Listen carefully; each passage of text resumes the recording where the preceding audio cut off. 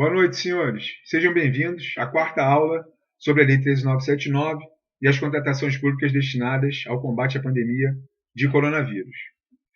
Na aula anterior, nós finalizamos a etapa da Lei 13.979, que trata da dispensa de licitação.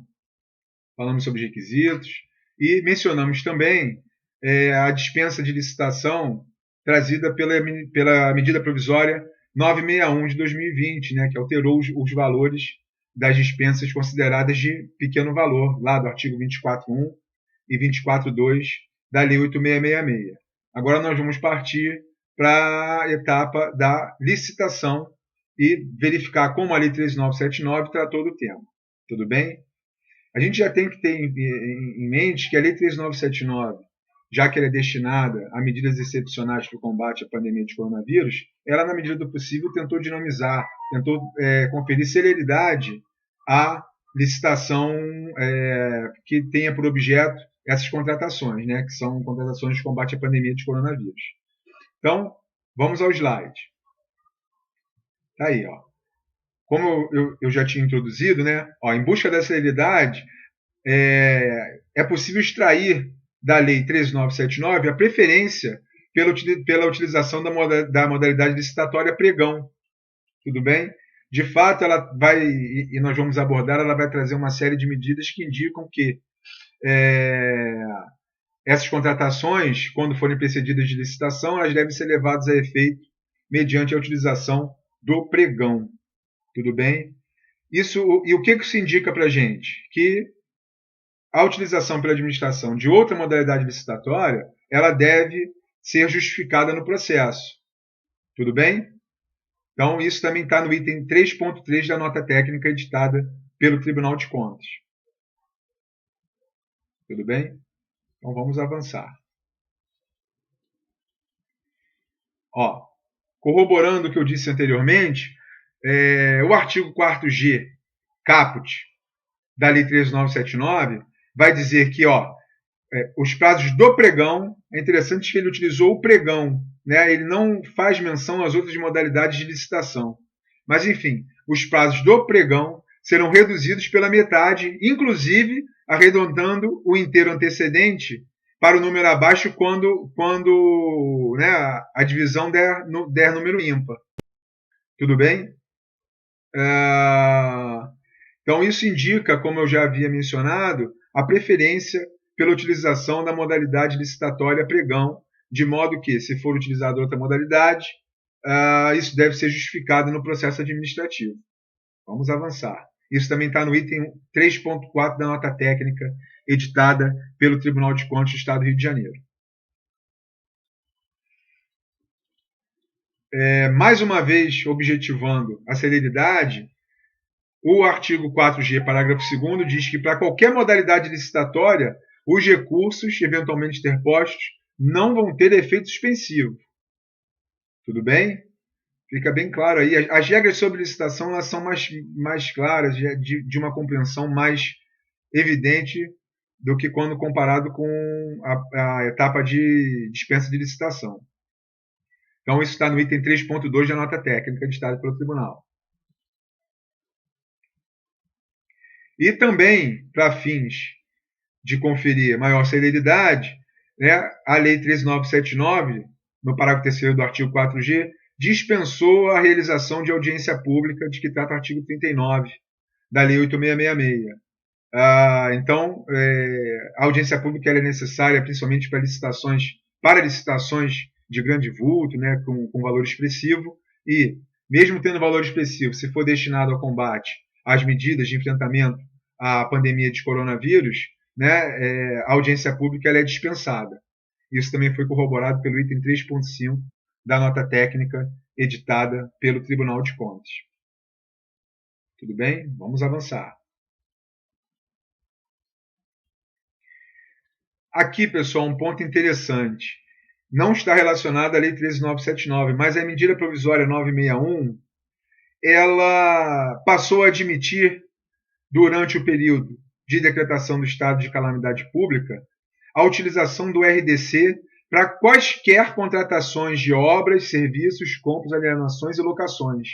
Quaisquer.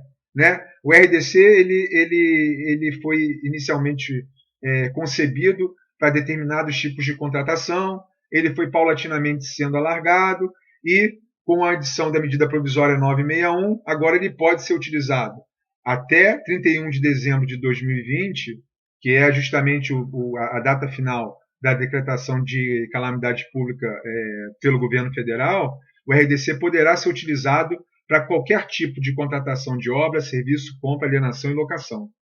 Tudo bem? Então, a medida provisória 961 trouxe uma modificação muito relevante no ordenamento licitatório nacional. Tudo bem? Vamos avançar. Ó. E aqui a gente destaca algumas vantagens que estão na exposição de motivos do Ministério da Economia, que ensejou, que está junto com a mensagem enviada pelo Presidente da República ao Congresso Nacional e que ensejou a edição da medida provisória 961. Ele diz, isso vai possibilitar a licitação de obras por meio eletrônico. De fato, se você não pode utilizar o pregão, se não é possível a utilização do pregão para a obra, as licitações de obra, como regra, seguem o rito da Lei 8666, que não admite licitação na modalidade eletrônica. E como pregão você não pode utilizar para a obra, você não é possível a administração utilizar obra a princípio, realizar uma licitação eletrônica para a obra. Com essa ampliação do RDC, é possível, de agora em diante, a utilização, a realização de uma licitação por RDC por meio eletrônico. Tudo bem? Porque a lei do RDC permite. Tudo bem? Outro motivo, né? Possibilidade de utilização de RDC em todos os contratos de compras. Tudo bem? Esses são itens que estão na exposição de motivos do Ministério da Economia. Vamos avançar. Ele também alargou, digamos assim, a possibilidade de utilização do RDC a fim de incentivar a contratação integrada, pois, segundo as palavras do Ministério da Economia, o mercado é quem oferece as melhores soluções, elabora projeto básico e executivo, entre outras condições, até a entrega do objeto em funcionamento, o que gera uma real efetividade na contratação. Tudo bem? Então, são esses aí os fundamentos trazidos pelo Ministério da Economia, a fim de utilizar o RDC, a fim de possibilitar a utilização do RDC nesse período de decretação de estado de calamidade pública. Só lembrando, pessoal, antes de avançar para o próximo slide, só lembrando que a utilização do RDC ela não é restrita, como a gente já abordou anteriormente, né, em aula passada, ela não fica restrita às licitações relacionadas ao combate à pandemia de coronavírus. A gente mencionou isso em uma aula anterior. A medida provisória ela se refere a todos os contratos, a todas as licitações a serem levadas a efeito pela administração pública, inclusive as relacionadas ao combate à pandemia de coronavírus. Tudo bem? Nós já tínhamos abordado esse tema em etapa anterior. Ok, pessoal? Então são essas as nossas notas quanto à dispensa de licitação. Quanto à licitação mencionada na Lei 13.979, fizemos também esse adendo relacionado à medida provisória 961. Tudo bem? Recentíssima, agora do dia 6 de maio. Ok? Então vamos avançar, pessoal, para uma próxima etapa da nossa aula, que é relacionada às disposições comuns entre a dispensa e a licitação. São regras que se aplicam tanto à dispensa quanto à licitação mencionadas na Lei 13.979. Vamos ao slide. O primeiro ponto que a gente salienta, lembrando que a Lei 13.979 ela veio ao ordenamento jurídico a fim de conferir maior celeridade, maior agilidade nas contratações destinadas ao combate à pandemia de coronavírus. Então, a fim de alcançar esse objetivo, a Lei 13.979 dispensou o cumprimento de alguns requisitos que, de ordinário, são exigidos nas licitações. Então, um primeiro deles que a gente salienta é esse que está no slide. Quando se tratar de bens e serviços comuns necessários para o da pandemia, não se exige a elaboração de estudos preliminares. Tudo bem? É o que está no artigo 4º-C da Lei 13.979. Ou seja, a Lei 13.979 afastou o requisito previsto no artigo 6º, inciso 6, inciso 9, da Lei 8.666.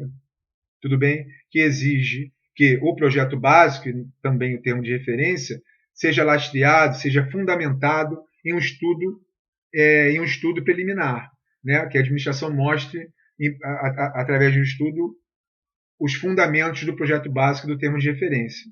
Tudo bem? Essa disposição também foi ratificada pelo item 4.1 da nota técnica editada pelo Tribunal de Contas. Ok? Então não é necessária a elaboração de estudos preliminares. Vamos ao próximo slide. A Lei 13.979 também permitiu a elaboração de termo de referência e projeto básico simplificado.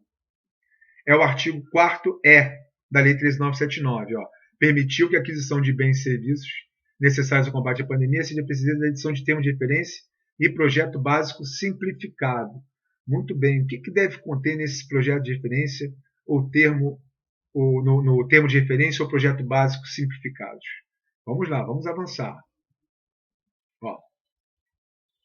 A gente traz aí um trechinho da doutrina do Marçal, que é muito importante. Não é porque o projeto básico, o termo de referência, é simplificado que a contratação e a licitação, lembrando que são disposições comuns, tá? Como regra, não. Pelo artigo 7º, parágrafo 9º da Lei 8.666, que não foi excepcionado pela Lei 13.979, a dispensa de licitação ela tem que estar precedida da elaboração de um termo de referência ou de um projeto básico. Tudo bem? Isso é fundamental, isso é necessário. Agora, a Lei 13.979 simplificou o projeto básico ou termo de referência. Mas, nesse caso, cabe o alerta feito aí pelo Marçal Justem Filho na obra dele. Ele vai dizer para a gente, a previsão normativa não implica em legitimar a adoção de documentos imprestáveis. Isso é muito importante. A lei ainda exigiu um termo de referência e um projeto básico. Tá? Então, não pode ser um documento só pro forma. Ele tem que, de fato, especificar algo de utilidade para aquele certame ou para aquela contratação direta. Tudo bem? E ele prossegue, há um núcleo conceitual mínimo a ser observado, ou seja, não foi extinta a exigência de planejamento, nem autorizada a contratação de um objeto qualquer, sem especificações prévias, precisas, padrões de qualidade mínimo, estimativa confiável quanto ao preço. Isso é muito importante, pessoal, esse alerta que foi feito pelo Marçal Justem Filho. Como eu já tinha dito, o termo de referência e projeto básico, ele não foi dispensado. A lei continuou exigindo termo de referência e projeto básico. E mesmo que esse documento seja simplificado. Então ele tem que ser um documento elaborado para fins de alguma utilidade pela administração pública. Tudo bem? Então é isso, pessoal. Como a nossa aula se propõe a ter em torno de 15 minutos, antes de entrar especificamente nos requisitos do termo de referência e projeto básico simplificados, eu vou interromper por aqui. Tudo bom? Muito obrigado e até a próxima.